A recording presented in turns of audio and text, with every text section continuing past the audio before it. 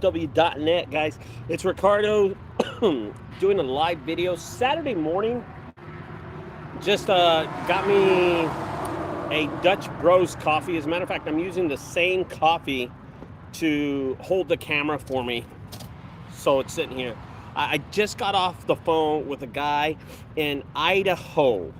And, you know, he was talking to me and he said, Ricardo, could you help me out with my pricing? I just did my pricing sheet.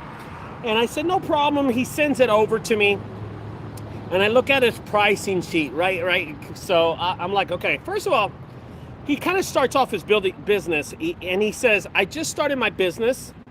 I want to get my pricing right, but I think I have the wrong equipment and wrong truck, blah, blah, blah. You know, everybody kind of tells me all that stuff all the time. So I say, no problem, right? Let's see. Anthony Lopez, what's good, brother? What's good? What's up, brother? I haven't talked to you in a little while. Oscar, what's up, guys? What's up, man? How y'all doing? So this is going to help y'all out. Everybody's going to, this video is actually going to help a lot of people out long term, okay? This is long term. Golly, is this camera showing right? Yeah, okay. Long term. So I am not working today. It is Saturday morning. Hopefully it works out too, you know? Hopefully this works out great and I can have a day off. I'm actually going out of town with my family today. We're going to Choctaw Casino. I do not gamble, but they have a nice hotel, and I'm taking me and my kids, all of us, out today. So I wanted to talk about this guy who actually sent me a message, and we talked, and then he sent me this this email with this new pricing list. Okay, he sent me an email with the new pricing list. And I told him I'll help him out. He just wanted advice on how to get his business started, but do it the right way. So apparently he's starting a junk removal business in Idaho. Let's just say that. He sends me over the pricing list over email. I take a look at it. He has, first of all, he started his business just wrong off the bat, okay? He's called, the name of his business. Now I want to do this video so y'all can realize that simplicity in junk removal goes a long way. It goes a long, long way. And this guy just complicates things. He complicates things right off the bat. First of all, he called it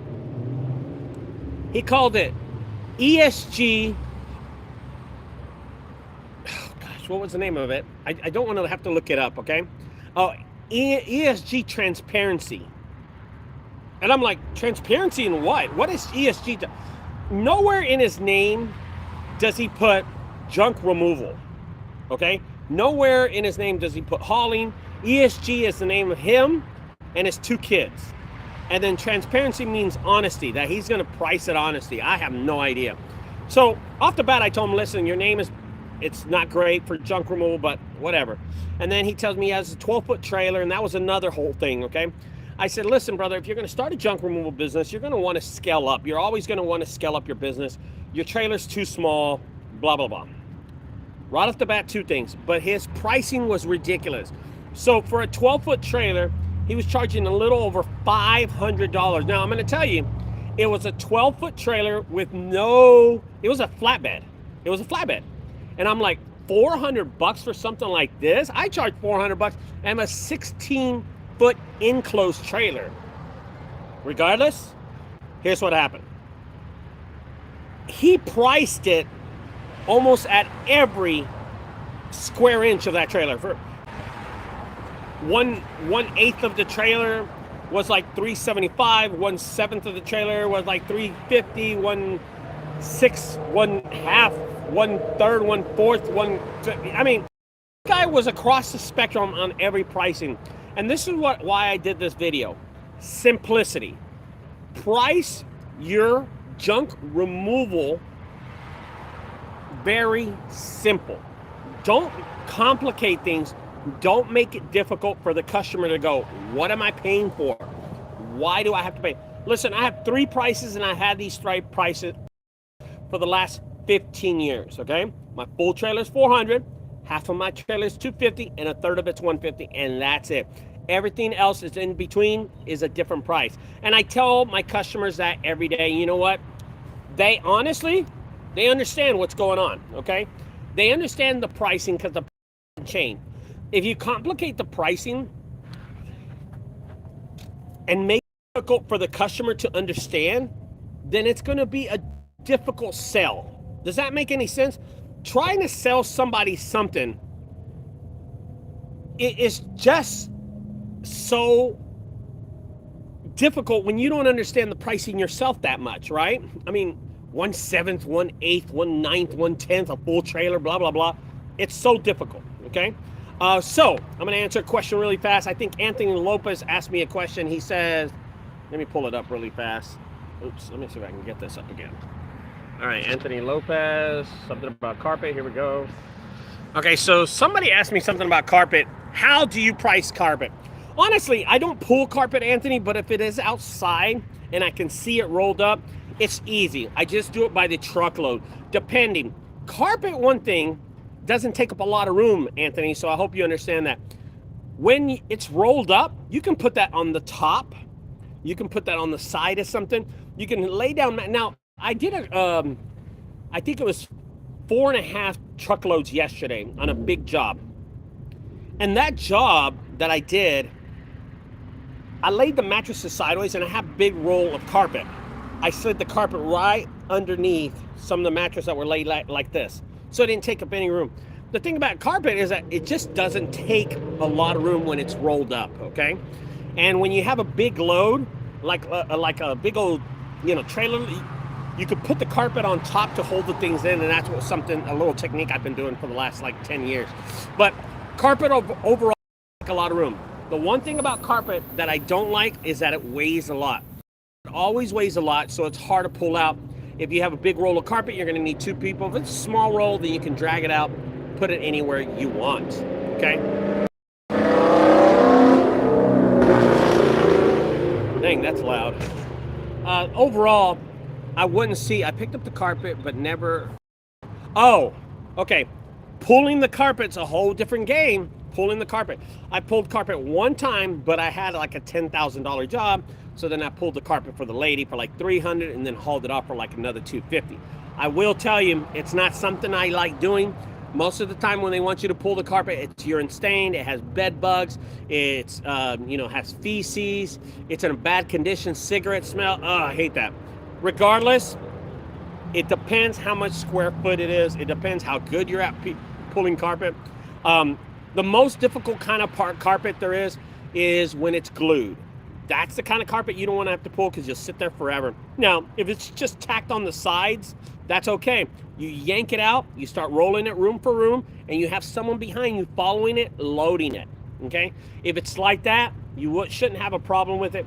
Usually, the huge living rooms, like the living rooms aren't carpeted, so only the bedrooms will be carpeted, so you shouldn't have that much of a hard time. And probably, I'm guessing, Anthony, that since you're removing the carpet, it's a smaller house. It's not like 5,000 square feet. I would say the house is under like 1,300 square feet, and it's an older house. Am I correct when I say that? So just let me know, brother, because I'm totally lost on this thing, if you can hit me back. But carpet, to price it, don't overprice it, because I'm going to tell you why. Carpet people charge nothing to remove carpet. Why? They're making their money in installing the carpet, so they can actually remove it really easy. Okay, so Anthony, you said yes. Okay, so it's an older house and it's a smaller house, so I could tell that. Yeah, just don't, if you were trying to get the job, Anthony, don't lose the sale by overpricing yourself, okay? Because I'm going to tell you, carpet people who specialize in carpet, people who sell carpet, people who actually install the carpet, charge very, very little to remove your old carpet. Why? Because they're installing your new carpet. So let's just hypothetically think like this, Anthony. If they're installing the carpet, they're going to charge you $2,000 for the carpet, another $500 for the installation. They're making $2,500. To take your old carpet, they'll say, "Oh, we'll just charge you $200." See what I'm saying? Why? They have to pull it anyway to put the new carpet. And then while they're there, they might as well just load it into the truck and throw it away too. Why? They're already making $2,500 installing the carpet. That's why. So with that, I want to tell you, you've got to be careful in overpricing yourself, okay? And this is what I told, going back to the original story, this is what I told the guy from Idaho who's starting up his junk removal company. Don't make your name complicated. The pricing of your trailer is complicated, even though the size of your trailer was very, very small anyway. But don't complicate things in your junk removal business, and I tell you, it will go a long way. 1/8, 1/7, 1/6, 1/5, 1/4, half a trailer, blah, blah, blah, blah, blah, blah. Way too complicated. Don't do anything like that. Just have 3 prices and go down. You're not 1-800. You're not Junk King where they can price everything like that. Don't do that. The customer will understand you a lot better. Okay, so and I'm gonna put this. Into an example. I want to put this to an example. So imagine 2 people selling a 16-foot trailer. A 16-foot trailer. Okay. Both trailers are $400 to fill up. My trailer and the competitor's trailer with the complicated pricing. Now, here's how you sell it to a customer. I'm going to sell the complicated trailer to the customer. Then I'm going to show you how I sell my trailer. Okay? So, complicated trailer. Here it is. Oh, well, sir, let me tell you my pricing that I have, sir. Our full trailer is $400. It's 16 foot long. It is 8 foot high and 8 foot wide. For the full trailer, it's $400. 1/8 of the trailer is $375. 1/7 of the trailer is $350. Half of the trailer is $250. 1/4 of that third of that trailer is $225. 1/4 of that trailer is $150. Now, if you have any stairs, sir, we only charge $20 to go up the stairs. If there's a basement, sir, we charge another $20. But don't worry, we will embed that into the price. So the total price of the trailer is only $400. And if you need us for next day service, just tell us in advance. We only charge $10 for that, for next day service. If you're going to have any of this hazardous materials such as tires, that's an additional $10, plus any hazmat materials such as dog feces, urine, or anything like that, that's an additional $10. Now I want you to imagine that telling to a customer. Now, here's how I would do it with my trailer. Very simple. This is the same identical pricing to the other guy. The same identical pricing, okay? Why complicate stuff when it's not necessary? Now, the customer did not have any feces, any urine, any tires, any hazmat stuff. So why even mention it? Why even say it to complicate it? The customer also didn't have any stairs or a basement. Why complicate it? Don't do that. Watch how I do it with the same trailer and the same pricing that someone else would do it. Here we go. Hey, it's the Junk Guys here, sir. So let me tell you about my pricing. I have a 16-foot trailer, totally full, $400. Half of it's $250. A third of it is $150. Anything else, sir, I'll let you know about it. There it is. Easy. All these little 1/7, 1/8, 1/2, 1/3, don't even worry about it. And the customer says, well, how about if it barely passes a third or a half a trailer? I say, I'll just get with you. One thing that I want to tell you, and I want to say this really fast. I looked at a TikTok video the other day. I was looking at TikTok, and some guy, I don't know where he's at, does YouTube videos. He's a newcomer. I mean, he knows everything, right? Because he's new at it, so he thinks he knows everything. And he gets up there and he says this to the people. He said, don't ever give pricing to your customer when you're in front of them. Don't ever give them pricing until you actually arrive. So in other words, he said, when you go do an estimate, don't give a final price to a customer. And I said, wow, that's weird. Why was he? He said this, because he's going to share that price with your competitor. Okay, so this is what he says. Let's say 3 people are doing an estimate on a property, but you're the first one to arrive. You're number 1 to arrive. There's 2 other companies behind you. They're running hours late. So you arrive at 8 a.m. in the morning, and the other company is going to arrive at 9 to give an estimate, and the other one's going to arrive at 10 to give an estimate. But you're number 8 o'clock a.m. So you arrive and you give them a price. Well, the price is going to be this to remove all this stuff out of your house, $5,000, whatever. He says, don't ever give them a price like that until you get the job. Why? Because they will use that price against you, against competitor number 2 and competitor number 3. So in other words, what they're saying is that if you give that customer a price, the customer is going to say, well, I just had a guy offer me $5,000. Oh, and then the third company, well, I just had a guy, and then another guy come up and one offered me $5,000 and the other did $4,500. It doesn't work like that. I'm going to tell you what works. Giving them a price for the junk removal is the best thing you can do. Why? I'm going to tell you why. Because the other 2 companies are doing exactly what you're not supposed to do. They're not giving her price. She wants a price. This customer wants you to give them a price, okay? And what you're doing, is not giving them a price, okay? And what they do is they know that you're complicating the pricing. So imagine junk removal company number 2 and number 3. They're not going to give her a price. But when you gave them a price, they knew what they're going to spend. So company number 2 and number 3 are going to go out there and do exactly what this guy is saying. He's going to do exactly what this guy's saying and not give him a price. When you give them a price, you give them confidence. You give them reassurance. They know that you can come out. Don't make that mistake and play around with the customer. They know when you're a car salesman. We are not car salesmen. We're not selling $40,000, $60,000 Hondas and Corvettes. We're not doing that. We're selling $1,000 or $500 or $400 jobs. So do not make it hard, okay? Make it simple. Anthony Lopez, who is a local guy here out of Dallas, Texas, great guy. He has his wife who's a hard-ass worker, oh my God. And he agrees on me and he knows what I'm talking about. Guys, making the pricing simple and being upfront is a lot easier. I win most of my jobs. 99% of my jobs are done because I'm truthful, I'm confident, and I give a price up front.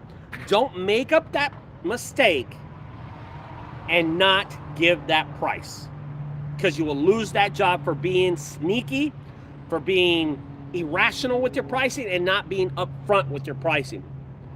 This is what I tell the customer every time. When I'm selling an estimate to somebody, and I win them all the time, If I'm up face to face to you, it's a closed deal.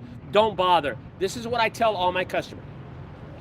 This is what I told the guy yesterday that I did 4 haul-offs for. 4 full trailers. This is what I told him. I was the first one to arrive. I think there was 2 companies after me or 3 or whatever. He had to get 3 estimates. I showed up and I said, listen, sir, my trailers are $400. You're going to need about 4 trailers. That's $1,600. Let me know what you think. But I reassure you something. I'm not going to play with you. When you give me the job, just leave me alone. Let me finish it. And when I'm finished and you're only satisfied, you pay me. If there's a problem, I'll fix it.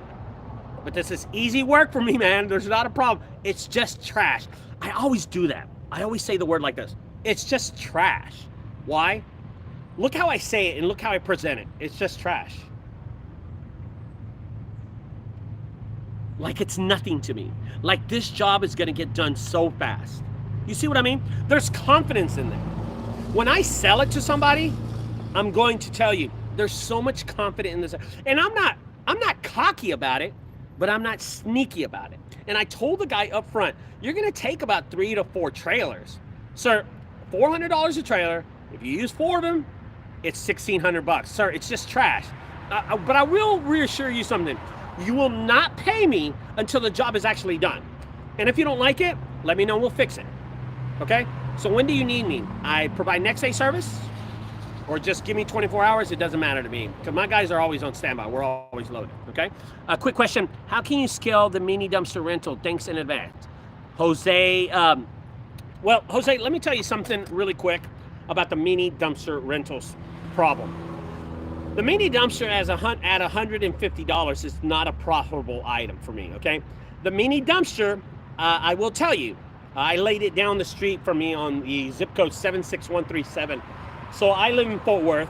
I laid a mini dumpster on Park Mountain Street, right down the street from me. Now I'm going to explain to you, Jose, why the mini dumpster is one of the most dominant forces for me, okay?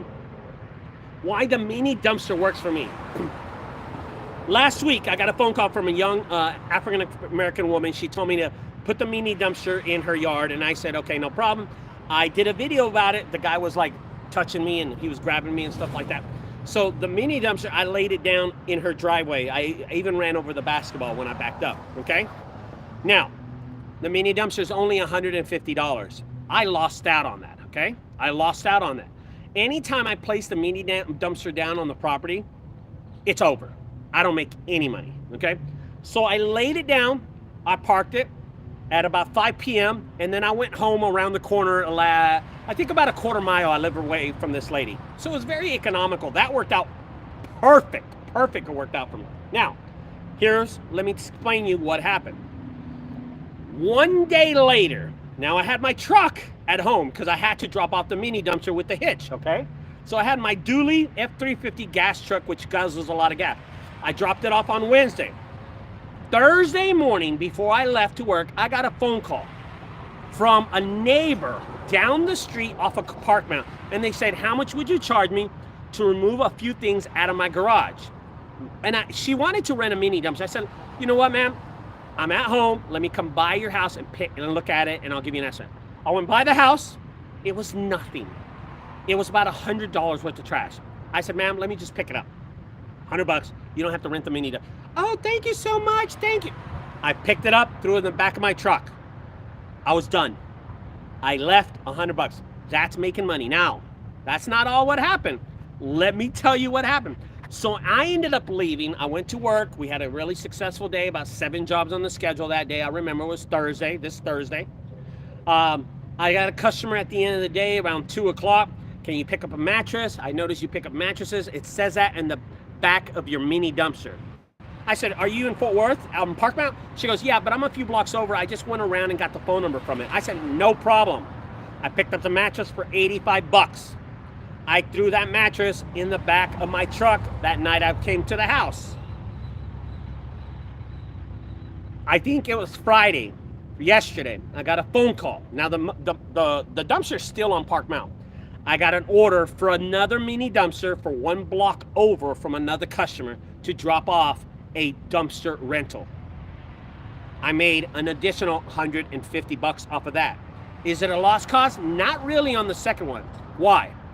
Because I made money off an $85 job, a $100 garage clean out, and $150. So do your math. Here we go. $150 for the new rental on the street over. The garage clean out, $250, $100 extra. And now, $85 for the mattress. So we're looking at close to what is that? $350 plus the cost of the original mini dumpster. That's $500 and something and change. All right, just because I dropped off one mini dumpster, it left me additional income. You see what I mean? Now that's sellable. Now there's profit to be made. I'm going to tell you where the profit was. The garage clean out, the mattress I picked up, easy money. I do not take these mini dumpsters to the landfill. I never take the mini dumpster to the landfill. I empty out the mini dumpsters in my trailers. When I drop off a mini dumpster, the trash that was in there before is put in one of my trailers, and then that trailer is full, and then I go dump it off. Every one of my trailers, before it's dumped, has over at least $1,200 in it. So I want you to know something. The mini dumpster is profitable that way, and that's the only way it could be profitable. You just pull a mini dumpster and you drop it off at Macomas, and you're throwing the trash, you're paying $32, you're charging $150, there's no profit with the gas. Driving all the way in Macomas, it's a lost cause anyway. So there you go. Going to the transfer station. I've gone to the transfer station twice with mini dumpsters, and I even had a competitor next to me and say, hey, didn't they charge you like $60 for that? And I was like, yeah. And they go, well, how are you making any money off the mini dumpster? I said, don't worry. This is the third time the customer has ordered it, So I'm dumping this one right here, and I'm doing a junk removal at the house. So not only were they going to feel it, but I was doing additional work. So he didn't know the circumstances. I didn't care. I paid $60 to dump it, and then I was doing another house clean out for this guy. He was a realtor. He has a lot of houses anyway. So that's how the mini dumpster could work. If you're just dumping the mini dumpster by itself, it's a non-profitable item. But if you charge like $250 for the mini dumpster, then of course, I understand how you can make money off of it, okay? Anyway, guys, I'm gonna leave y'all right now. I actually here, I'm taking the day off. Me and my kids are going to Choctaw Casino. I don't gamble, they don't gamble, but they have a cool pool. They have movie theaters, bowling, arcade, stuff like that. My kids, hopefully they like it. Or they can just watch the women walk by or whatever. You know, I have no idea what we're gonna do. But I ran it as a cabana. These cabanas are like $400. They're ridiculous, you know what I mean? Hey, Hot Squad, what's up, baby?